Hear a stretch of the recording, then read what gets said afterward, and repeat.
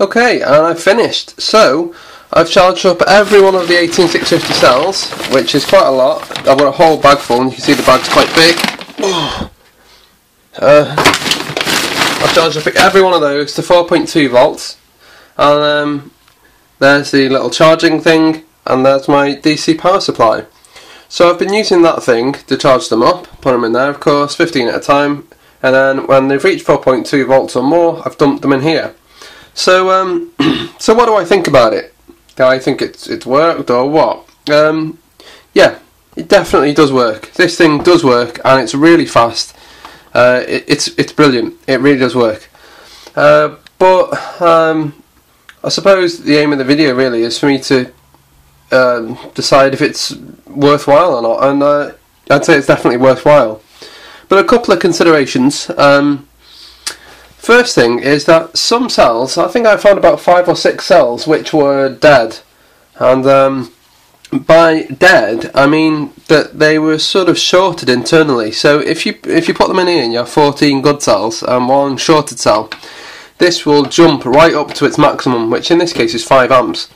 And you know, 5 amps, you think, whoa, that's, you know, it's not right. So if this goes up to 5 amps, I know there's a shorted cell or something. So I look in here, put my hand on each one of them, and one of them will be red hot.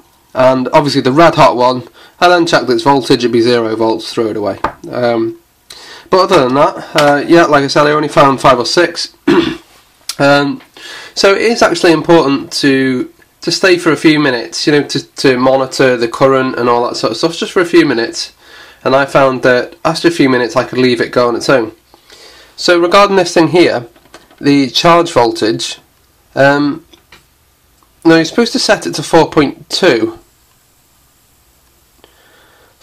but I've noticed that it's not quite as simple as that. It depends on the load. So if you've got a load of flat cells, you can actually get away with a bit more. So, you know, 4.4, something like that. And it would do one of two things. It would either not drop or it would drop. So you put that on 4.4, and by the time you get to here and test the voltage, it'll be 4.2 or something like that. And yeah, to actually charge a cell, you need to have a higher voltage than what you want it to be. So if you want to charge something to 4 volts, you need more than 4 volts to charge it, because for 2 reasons. I'll just mention the obvious one, is that there's a resistance in the wires here, and depending on the amount of current, the voltage can be affected. So yeah, you kind of need to give it a bit more than 4.2 volts. Initially I was only going to charge them to 4 volts, and I did. I charged the whole lot to 4 volts, and I thought, well, there's been no problem whatsoever. I mean, a couple of cells got a bit hot, so I removed them, but other than that there were no problems whatsoever, and I charged them easily to 4 volts without any problems. And then I thought, well, if I can charge them to 4 volts, then surely I can do 4.2 volts. And this is where it gets a little bit more complicated, because then some cells charge a little bit faster than other cells. So some cells might get to 4.2 volts while another cell is still at 4.11 or something like that. So then what you have to do is, when you charge them to 4.2, you have to visit it more regularly. So for me, I was visiting it every like half an hour, 20 minutes, and just checking the voltage. So what I found is, if I left all the cells in there, just took the top off, I could put the negative of the voltmeter there and the positive on the top, on the cap of the cell, and go test, test, test, test, and then it said 4.2, remove them, put another one in. And I found that worked really well. Now, going back to what I said about charging at a higher voltage, so to get 4.2, you'd probably have to charge that or set that to, I don't know, 4.4, 4.3 or something like that. And what it means is that depending on the load and depending on the cells, you could actually overcharge your cells. And I did a few times. So there's at least 20 cells in there which are overcharged, and by overcharged I don't mean anything crazy, but some of them are, you know, 4.26 or something like that, 4.24. There was one that I overcharged by quite a lot, but regardless, it doesn't seem to have had any effect. It might damage the lifetime of the cell or something like that, but you know, it's a work in progress. But it works anyway. It works. So yeah, that's what I wanted to say about that. So that's the process I've used, and then each time they get to 4.2, take them out, put another cell in, and that's how I managed to charge them to 4.2. So, the thing really does work. It really does work. But a couple of people were concerned in the first video, saying, oh, you know, you can't really do that. But I strongly disagree. I think you can do it. You can definitely do it. But you have got to be sensible. Like, you know, you wouldn't just chuck in any old cells and walk off and come back, you know, come back at night time or something. You wouldn't do that.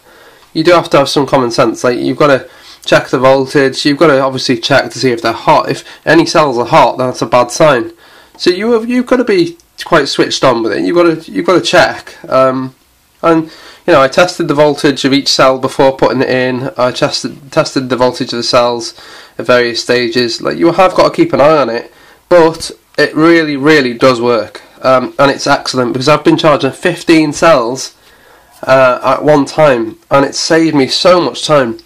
I mean, before that, I had TP4056, I think it was called, and they were rubbish. They were absolute rubbish because what I found is that they didn't last. They charged some cells to 4.2, and for some reason they'd give up on others, and it seemed to be quite sporadic. Like, I don't even think they worked 100%. So anyway, of all the TP45s that I've bought, I'd say about a third of them have given up completely, and that's pathetic.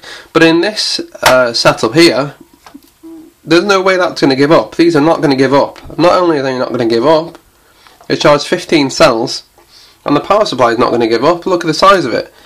And you know, I think this method is really, really good. So looking forward, I mean, what am I going to do with it? Well, what I've actually done is I've bought a dedicated power supply, which is 5 volts. So I'm going to have to do something clever with that, I imagine, to regulate it down, because you don't want to charge these at 5 volts. So I need to regulate it down, and then after putting that thing in, then, you know, I should be able to keep it separate from my DC power supply. So that's what I want to do. Now, I don't need to get a what's it called, a bridge rectifier. I don't need to get a bridge rectifier because the power supply thing that I've bought already has one in it. It's just basically an aluminium case with all the stuff already in it. Switch mode power supply, input 250 volts and output 5 volts. So yeah, it's a 5 amp thing as well, which this was 5 amps. But I will need to add some things to it, like I'll need to add the amount of current which is flowing back, because that's pretty important, because it's only because of the current flowing back that I realised that you know, something wasn't right, you know, with the 5 or 6 cells that were overheating and whatever.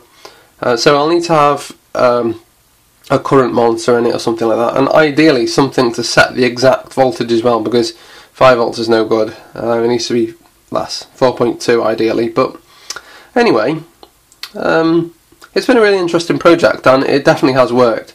But as usual with this project in particular, I'm interested in getting your feedback, because it's been really interesting listening to your reading your comments, because of course they're valid, and you know, it's good to be able to work things out and perfect things. So anyway, I thought I'd do this last video on the project here to to evaluate it really, and let you know how it's worked. So I can now use these cells for whatever I want, and it should be good. Anyway, thanks for watching. Bye.